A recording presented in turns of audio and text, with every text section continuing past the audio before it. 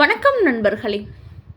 இந்த வீடியோவில் கோலிவுட் சினிமாவில் வெளியான சில முக்கியமான அப்டேட்களை பார்க்கலாம்.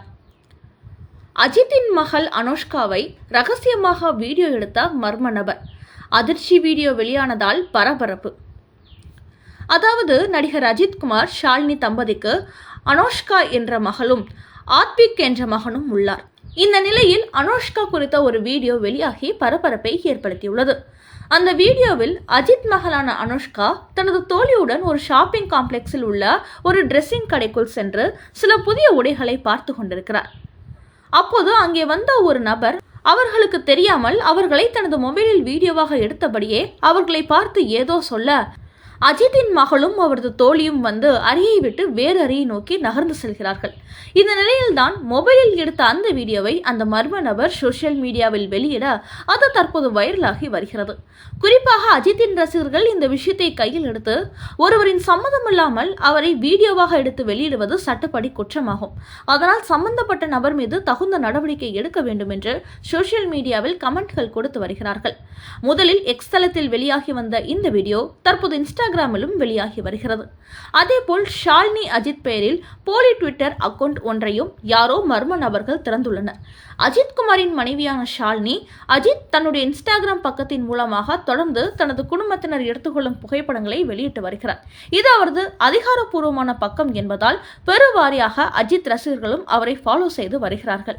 இந்த நிலையில் தற்போது ஷாலினி அஜித்தின் பெயரில் எக்ஸ் தளத்தில் யாரோ ஒருவர் ஒரு போலி கணக்கு தொடங்கியிருக்கிறார். இதை 80,000க்கும் மேற்பட்ட ரசிகர்கள் பின்தொடர்கிறார்கள். இது குறித்த தகவல் தனக்கு தெரிய வந்ததை அடுத்து ஒரு அலர்ட் செய்தி வெளியிட்டிருக்கிறார் ஷாலினி. அதில் எக்ஸ் தளத்தில் என்னுடைய பெயரில் ஒரு போலி கணக்கு உள்ளது, அதனால் அது என்னுடைய அக்கவுண்ட் என்று நினைத்து யாரும் பின்தொடர வேண்டாம் என்று அவர் தெரிவித்திருக்கிறார். அடுத்து, சூப்பர் ஸ்டார் ரஜினிகாந்த் சினிமாவில் முன்னணி ஹீரோவாக வலம் வந்தபோது சினிமாவில் நடிப்பதற்கு வாய்ப்பு தேடி அலைந்தவர்தான் நடிகர் சத்யராஜ். அப்போது வீரபாண்டிய கட்டபொம்மன் படத்தில் சிவாஜி நடித்த வானம் பொழிகிறது பூமி நனைகிறது என்ற டைலாக்கை பேசி காண்பித்துதான் அவர் சான்ஸ் கேட்டு வந்திருக்கிறார். ஆனால் ஒரு கோவில் இரு தீபங்கள் என்ற படத்தில் நடிப்பதற்கு SP முத்துராமனை அவர் அணுகிய போது இதே வசனத்தை பேசி காட்டியதும், உங்களது நடிப்பில் சிவாஜி தான் தெரிகிறார், உங்களது தனித்துவம் எதுவும் தெரியவில்லை என்று சொல்லி சத்யராஜை திருப்பி அனுப்பியிருக்கிறார்.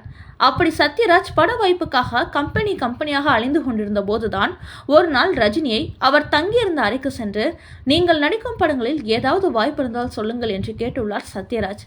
அதன் பிறகு தான் நடித்த 3 முகம் படத்தில் அம்பர்நாத் என்ற செந்தாமரையிடம் அடியாளாக நடிக்கும் தாடிராஜ் என்ற கதாபாத்திரத்தில் சத்யராஜ் நடிக்க சிபாரிசு செய்திருக்கிறார் ரஜினிகாந்த்.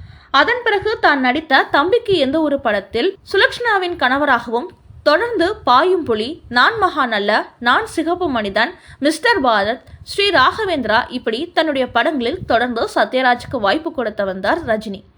அதையடுத்து ஒரு கட்டத்தில் தானும் ஹீரோவாகிவிட்டார் சத்யராஜ். இப்படியான நிலையில் ரஜினி படங்களில் ஏற்கனவே வில்லனாக நடித்திருக்கிறார் என்பதனால் ரஜினியை வைத்து தான் இயக்கிய சிவாஜி படத்தில் மீண்டும் ரஜினிக்கு வில்லனாக நடிக்க சத்யராஜை அணுகிறார் இயக்குனர் சங்கர். அப்போது, நான் இப்போது ஹீரோவாகிவிட்டேன், அதனால் இனிமேல் வில்லனாக நடிக்க மாட்டேன் என்று கூறுவதை விட்டுவிட்டு, நான் ரஜினி படத்தில் வில்லனாக நடித்தால் என் படத்தில் அவர் வில்லனாக நடிப்பாரா என்று எகத்தாளமாக பேசியிருக்கிறார் சத்யராஜ். இதன் காரணமாகவே அதையடுத்து அவருக்கு பதிலாக சுமன் அப்படத்தில் கமிட் ஆனார்.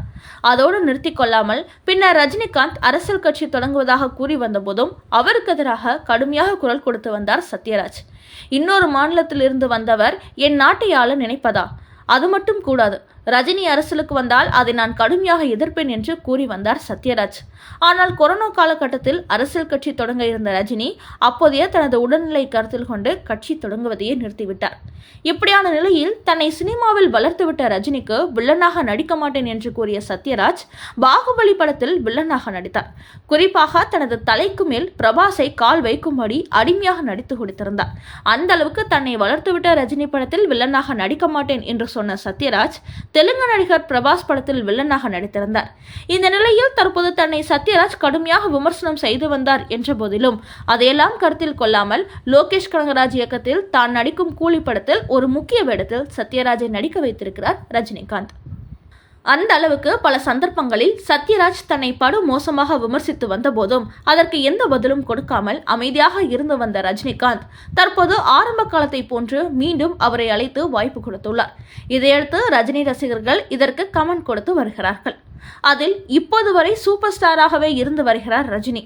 ஆனால் சத்யராஜ் ஹீரோ மார்க்கெட் போய்விட்டதால் குணச்சித்திர நடிகராகி மீண்டும் அதே ரஜினி படத்தில் சிறிய வேடங்களில் நடிக்கும் நிலைக்கு ஆளாகி இருக்கிறார். எண்ணம் போல் வாழ்க்கை என்று சொல்வார்கள். தனது எண்ணம் போல் ரஜினிகாந்த் இப்போது வரை சூப்பர் ஸ்டாராக இருந்து வருகிறார். ஆனால் சத்யராஜ் அவருடைய எண்ணம் போல் இப்போது மீண்டும் அதே ரஜினி படத்தில் சிறிய வேடத்தில் நடிக்கும் நிலைக்கு தள்ளப்பட்டு இருக்கிறார். இதைத்தான் முன்னோர்கள் எண்ணம் போல் வாழ்க்கை என்று கூறினார்கள் போலும் என்று விமர்சனம் செய்து வருகிறார்கள்.